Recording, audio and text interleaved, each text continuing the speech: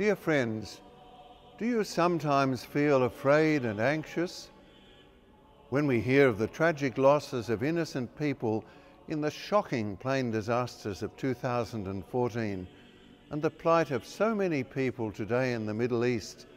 Our hearts go out to the victims and their families. Life is so unpredictable and fragile. We feel afraid. When we hear the stories of innocent children betrayed by the very people who should be protecting them, we cry out to God, "Why?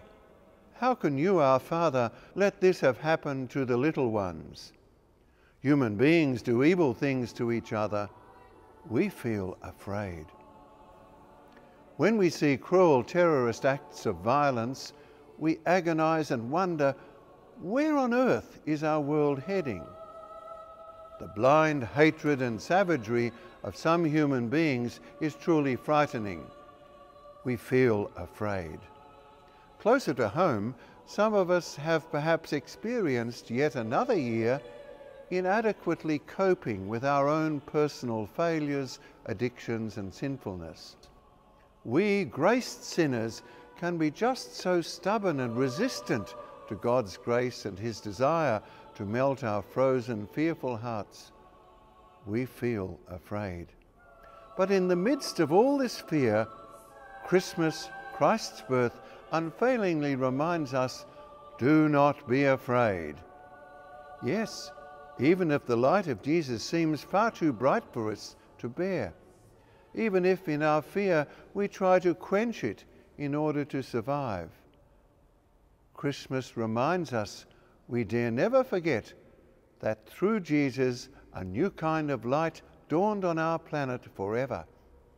It can now never be extinguished, no matter what. This year we remember especially two new saints of the Universal Church who teach us through their own holiness, do not be afraid. Pope St. John the 23rd had a long and quite varied life before he was Pope.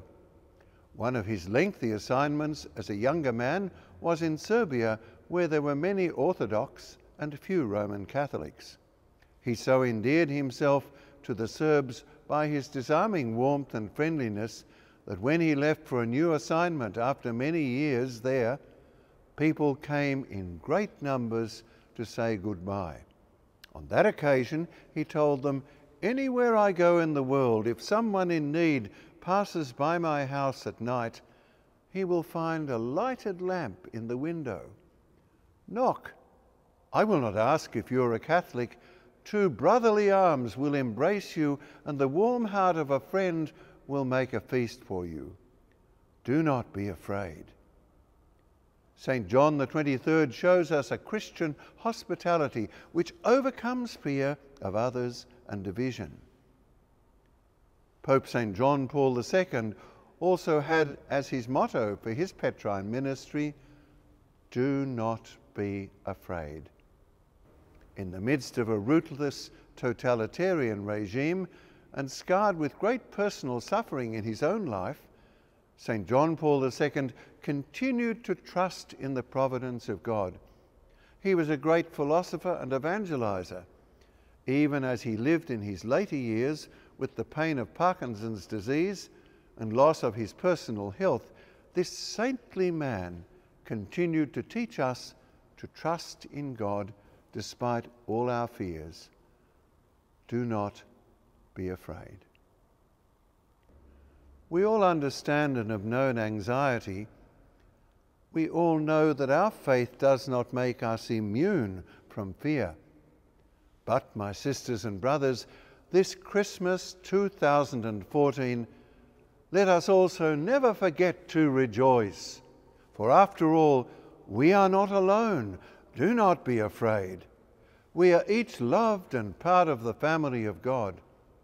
Recently, during the extraordinary Synod on the Family, which I attended for 2 weeks, so many wonderful testimonies were given which encourage us all to accept that divine love personally and then go further. Especially married couples at the Synod witnessed to the family as the domestic church, a sanctuary of holiness. They urged us all not just to look after our own family, but pray as families to widen our hearts.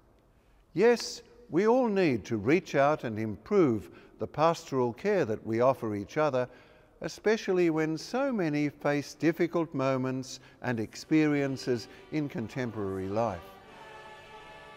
Pope Francis summed it all up beautifully in his final speech.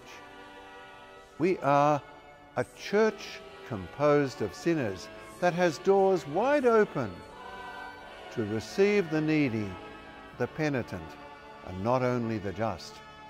This is our mission as a people of hope.